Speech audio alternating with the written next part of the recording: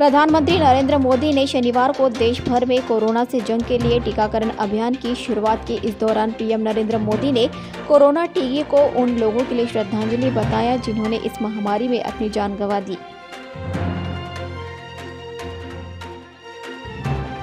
कोविड-19 टीकाकरण अभियान का शुभारंभ किया गया। मनपा के 5 पावली महिला अस्पताल में टीकाकरण अभियान का उद्घाटन पालक मंत्री नितिन राउत व महापौर दयाशंकर तिवारी के हाथों हुआ। इसके साथ ही सरकारी वैद्यकीय महाविद्यालय व अस्पताल, इंदिरा गांधी सरकारी वैद्यकीय महाविद्यालय व अस्पताल, डागा अस्पताल तथा एम्स में भी एक ही समय पर टीकाकरण अभियान की शुरुआत की गई।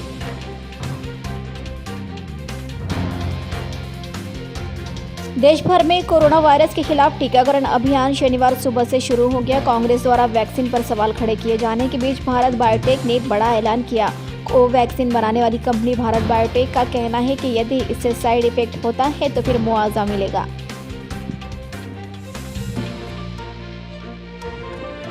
नागपुर में चरित्र पर संशय के चलते शराब के नशे में धुत पति ने अपनी ही पत्नी पर बलून फोड़ने वाली बंदूक के छर्रे से गर्दन पर फायर कर गंभीर रूप से जख्मी कर दिया। मामला नागपुर के एमआईडीसी पुलिस थाना के अंतर्गत सामने आया है, जहां आरोपी पति को पुलिस ने गिरफ्तार कर लिया है। घायल पत्नी का उपचार चल रहा है।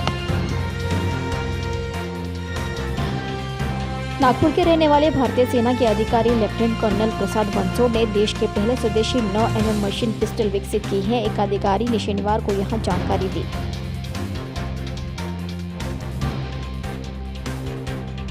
नागपुर जिला परिषद स्कूलों के छात्रों को मुफ्त यूनिफॉर्म दिए जाते हैं। यद्यपि स्कूल प्रबंधन समिति को यूनिफॉर्म खरीदने का अधिकार है, लेकिन कुछ आपूर्तिकर्ता पदाधिकारियों के नाम का उल्लेख कर यूनिफॉर्म की खरीदी के लिए मजबूर कर रहे हैं। इसलिए मुख्याध्यापकों में भ्रम का माहौल है।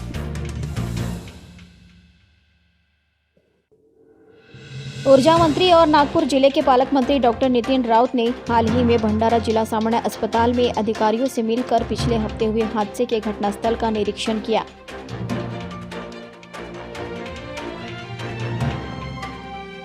सड़क दुर्घटनाओं में अक्सर आसपास के नागरिक पुलिस और कानून के डर से मदद करने नहीं आते। सड़क हादसों में जख्मी व्यक्ति को मदद करने पर पुलिस थाने या न्यायालय में जाना अब जरूरी नहीं होगा। यह घोषणा सड़क सुरक्षा के संदर्भ में गठित समिति के कामकाज उपाध्यक्ष और राज्यसभा सदस्य विकास महात्मे ने की है।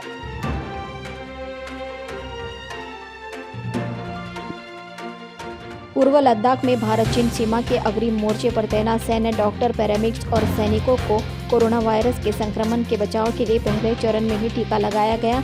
अधिकारियों ने कहा कि टीके की 12,000 से अधिक खुराक लद्दाख पहुंची है, जिसमें से 4,000 खुराक सशस्त्र बल के जवानों के लिए रखा गया है।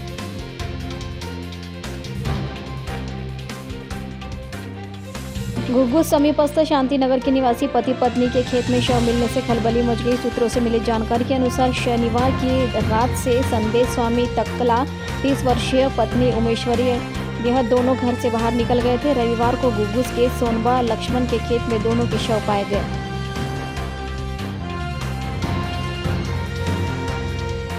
लॉकडाउन के बाद से ही जहां लोगों को अपनी नौकरी से हाथ धोना पड़ा, वहीं दूसरी ओर बाजार की मंदी का असर वेतन पर हुआ। ऐसे में स्कूल की फीस कैसे भरे, ये चिंता अभिभावकों को सता रही है। पियानी विद्या मंदिर घुघुस के अभिभावकों ने 50% फीस छूट देने की निवेदन स्कूल प्रशासन को दिया है।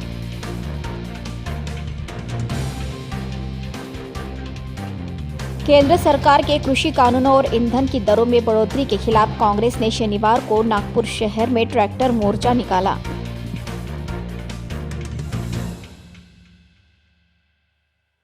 मनपा में आर्थिक कंगाली के कारण अटके विकास तथा संपत्ति कर का 437 करोड़ तथा पानी कर के रूप में भी लगभग 200 करोड़ का बकाया मिलकर कुल 637 करोड़ रुपए की वसूली के लिए हाल ही में मनपा द्वारा अभय योजना शुरू की गई थी, जिसमें टैक्स का भुगतान करने पर लोगों को जुर्माना में 80% की छूट देने की घोषणा की गई।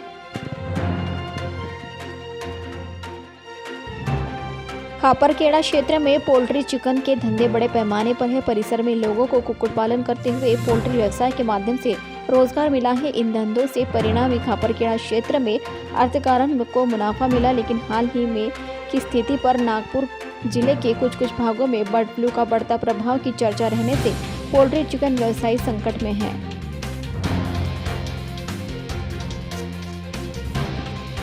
फेडरेशन ऑफ इंडिया ट्रेडर्स ने व्हाट्सएप की नई गोपनीयता नीति पर कड़ी आपत्ति जताई है, जिसके माध्यम से इसका उपयोग करने वाले प्रत्येक व्यक्ति के सभी प्रकार के व्यक्तिगत डाटा, भुगतान, लेनदेन, संपर्क स्थान और अन्य महत्वपूर्ण जानकारी को हासिल कर व्हाट्सएप उसे अपने किसी भी उद्देश्य के लिए उपयोग कर सकता है।